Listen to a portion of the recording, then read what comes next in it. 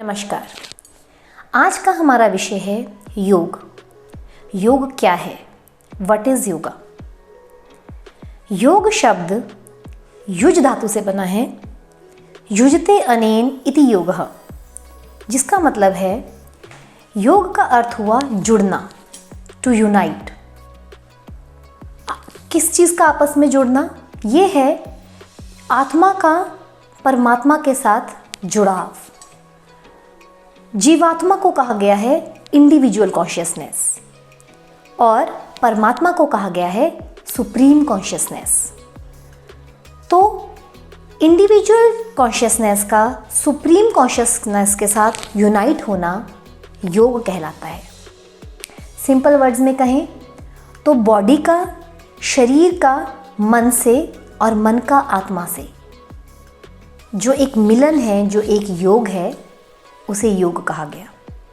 जैसे हम कहते हैं कि 2 से 2 का योग 4 बन गया। योग का मतलब है addition, to unite, to join. Simple words में अगर हम कहें तो योग युजते अनेन इति योगः, ये योग की शब्द की जो एक परिभाषा है, एक उसका अर्थ है। योग के बारे में अलग अलग उपनिषदों में अलग अलग महर्षियों ने अलग अलग तरह की डेफिनेशंस लिखी हैं, बट सबका जो एक अर्थ है वो ऑलमोस्ट सिमिलर ही है। सबसे पहली जो डेफिनेशन हम इसके बारे में पढ़ते हैं वो है योग चित्तवृत्ति निरोधः। ये जो सूत्र है ये पतंजलि ने लिखा है, महर्षि पतंजलि द्वारा योग सूत्र में लिखा गया है कि योग चित्तवृत्ति निरोधः, चित्तवृत्तियों का निरोध। चित्तवृत्ति का मतलब है फ्लक्चुएशंस ऑफ माइंड। जो रोज़ हमारे माइंड में अलग अलग तरह के विचार आते हैं, जैसे सुबह हम खुश हैं, दोपहर में किसी ने कुछ कह दिया तो हम उदास हो गए, शाम को कोई किसी से झगड़ा हो गया तो हमें गुस्सा आ गया, कोई लड़ाई झगड़ा हो गया। तो इस तरह क्या है, हम एक ही इंसान एक ही दिन में कई तरह की माइंड की फ्लक्चुएशंस को फेस करता है। तो चित्तवृत्ति निरोधा का मतलब है कि अपने इन माइंड की फ्लक्चुएशंस को कंट्रोल करना ही योग है। The science to gain mastery over the mind, एक साइंटिफिक टेक्निक, एक विज्ञान जिससे हम अपने मन के विचारों को कंट्रोल करना सीखते हैं, वह योग है। श्रीमद् भगवद गीता में लिखा गया है कि समत्वम योग उच्यते। समत्वम का मतलब होता है बैलेंस, बिल्कुल बैलेंस्ड रहना। जैसे बहुत सुख में बहुत ज़्यादा खुश हो जाना और दुख हुआ तो बहुत ही दुख हो जाना। किसी एग्ज़ाम में फ़ेल हो गए तो डिप्रेशन में ही चले जाना, और हमने कुछ अचीव कर लिया तो इतना घमंडी हो जाना कि हम किसी से बात ही ना करें, अभिमानी बन जाना। तो ये जो चीज़ है ये एक बैलेंस्ड लाइफ नहीं है। श्रीमद् भगवद गीता में लिखा है कि समत्वम, अ ट्रैंक्विलिटी, अ बैलेंस ही जीवन है। तो योग वही है जिसमें एक समत्वम है, एक बैलेंस है। श्रीमद् भगवद गीता में यह भी लिखा गया है कि योग कर्मसु कौशलम, यानी the perfection is in action is yoga. योग कर्मसु कौशलम, कर्मसु का मतलब है हमारे कर्म, हमारी एक्टिविटीज जो हम काम कर रहे हैं, और कौशलम का मतलब है स्किल, अ परफेक्शन। जो ये शब्द कौशलम है, यह शब्द आया है कुशा से। कुशा एक तरह की घास होती है और जब उसको तोड़ा जाता है उसमें बहुत सारे कांटे लगे होते हैं। जब उसको प्लक करते हैं, उसको तोड़ते हैं, तो कई बार वो कांटे जो है हाथ में लग जाते हैं। तो कहा गया है कि कुशा को बड़ी कुशलता से तोड़ा जाता है, और ये जो शब्द है कौशलम, ये इसी से निकला है। तो योग कर्मसु कौशलम, अपने कर्म को कुशलता के साथ करना ही योग है। किस तरह की कुशलता? कुशलता का यहाँ पर मतलब है कि जब हम अपना कोई कर्म करें तो हम एक ड्यूटी की तरह करें, एक कर्तव्यनिष्ठता की तरह करें। तो कोई भी काम जो एक ड्यूटी सेंस के साथ किया जाता है, एक रिस्पॉन्सिबिलिटी के साथ किया जाता है, उसे कहा गया है कि वही एक परफेक्ट काम है। दैट इज़ द कुशल, मतलब योग कर्मसु कौशलम, that is the perfection in action. उसमें एक शब्द और श्री कृष्ण ने मेंशन किया है, कहा गया है कि इसमें जो भी हमें कर्म करना है that should be with a kind of detachment. Concentration and detachment, ये दो शब्द बिल्कुल ही अलग काम करते हैं। इसका मैं उदाहरण से आपको बताती हूँ कि जैसे हम कोई काम कर रहे हैं, हमने उस काम को किया लेकिन हमें उसके साथ बहुत ज़्यादा अटैच नहीं होना है। जैसे माँ बाप अपने बच्चों को पढ़ाते हैं लिखाते हैं, फिर वो उनकी मैरिज करते हैं, तो क्या है कि एक तरह की ये एक माता पिता की एक ड्यूटी है, कर्म है जो हम कर रहे हैं।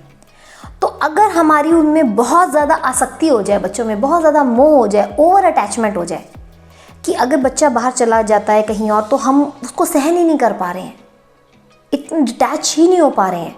तो ये जो डिटैचमेंट ना हो पाना है, ये कई तरह की मेंटल कॉन्फ्लिक्ट्स को, कई तरह की मानसिक बीमारियों को जन्म देता है, ऐसा शास्त्र में मेंशन है। हर एक व्यक्ति का कोई ना कोई इम्पॉर्टेंट कर्म है। जैसे एक डॉक्टर है तो उनका काम है कि हम अपने पेशेंट को ट्रीट करें।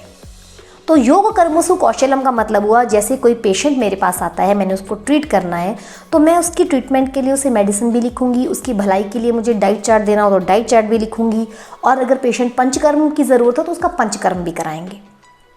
और जब पेशेंट बिल्कुल हमारे पास से ठीक होकर चला जाएगा तो हम उसको भेज देंगे। तो जब हम पेशेंट को भेजते हैं तो उस समय एक वैद्य के, एक डॉक्टर के मन में क्या विचार आता है, उसके मन में एक खुशी है कि वो पेशेंट ठीक होकर चला गया।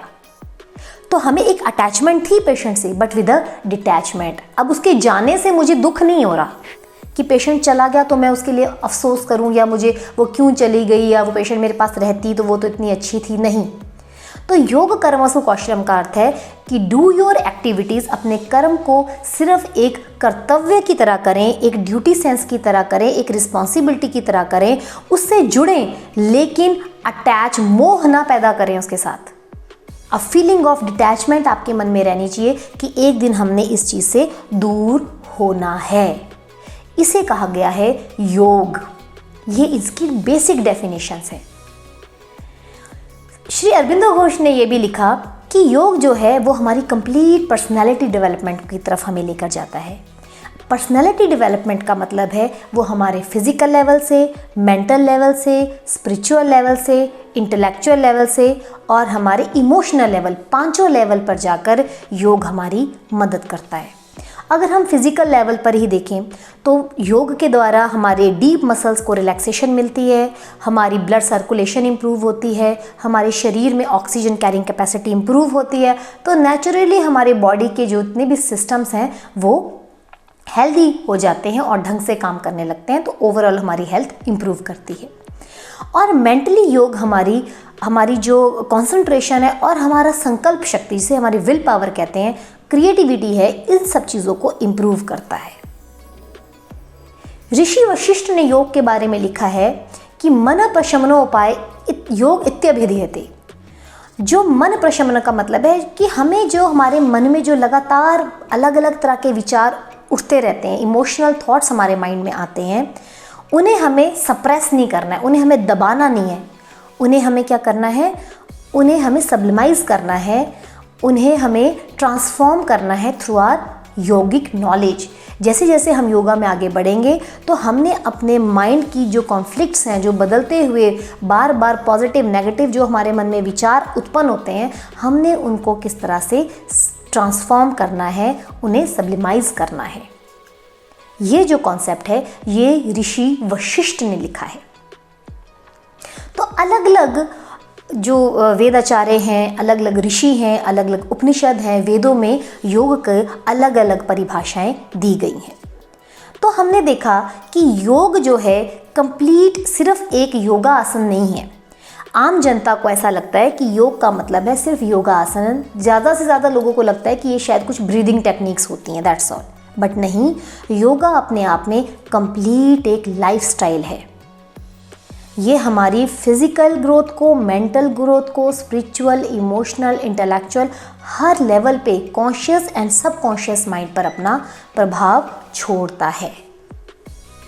तो हमें इस चीज़ को हमेशा माइंड में रखना है कि योग का मतलब सिर्फ एक फिजिकल एक्टिविटी नहीं है।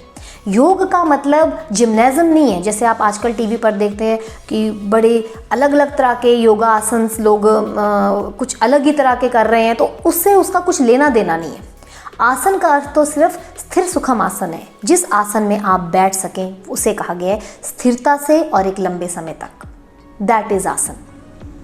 सो these are the very basic definitions of yoga. अब मैं आपको बताना चाहूँगी कि आज के टाइम में योग को इतना ज़्यादा इम्पोर्टेंस क्यों दी जा रही है। आप देखिए, घर से बाहर आप निकलेंगे, आप देखेंगे कि हर जगह आपके पास केमिस्ट बैठे हुए हैं, डॉक्टर्स अवेलेबल हैं, कोई एमडी है, कोई उससे भी सुपर स्पेशलिस्ट डॉक्टर्स आपके पास अवेलेबल हैं, फिर भी लोग बीमार हैं। इतना कुछ होने के बावजूद, इतनी अच्छी हेल्थ सर्विसेज होने के बावजूद, जो वेस्टर्न कंट्रीज़ हैं, खासकर जो फुली डेवलप्ड है, वेल डेवलप्ड कंट्रीज़ हैं, उनमें बहुत ज़्यादा मेंटल डिजीज़ बहुत देखी जा रही हैं।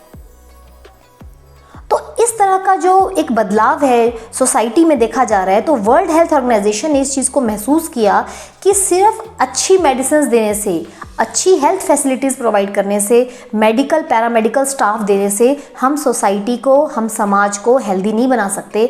हमें कुछ और करना पड़ेगा कि समाज हेल्दी बने। सिर्फ फिजिकल मसल्स हेल्दी होने से हम उसको गुड हेल्थ नहीं कह सकते।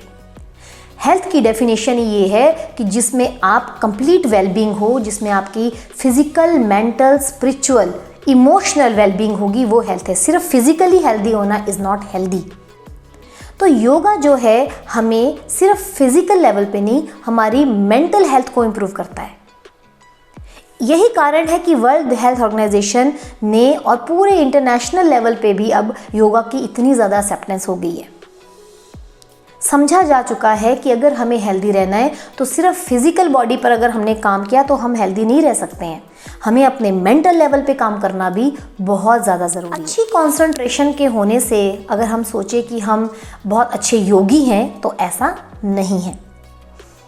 अच्छी कंसंट्रेशन जो है उसके साथ साथ उसमें बैलेंस होना बहुत ज़रूरी है। अपने माइंड को काम डाउन करना, अपने मन को साइलेंस करना, अपने थॉट्स को कंट्रोल करना बहुत बहुत ज़्यादा ज़रूरी है। तो सिंपल लाइन में अगर हम याद करना चाहें कि योग क्या है, so yoga is a scientific technique to gain mastery over the mind. योग एक वैज्ञानिक तरीका है जिसके द्वारा हम अपने मन के विचारों पर कंट्रोल करना सीखते हैं, अपने मन के विचारों को अपने काबू में करना, अपने वश में करना सीखते हैं। वह विज्ञान जो है वह योग कहलाता है।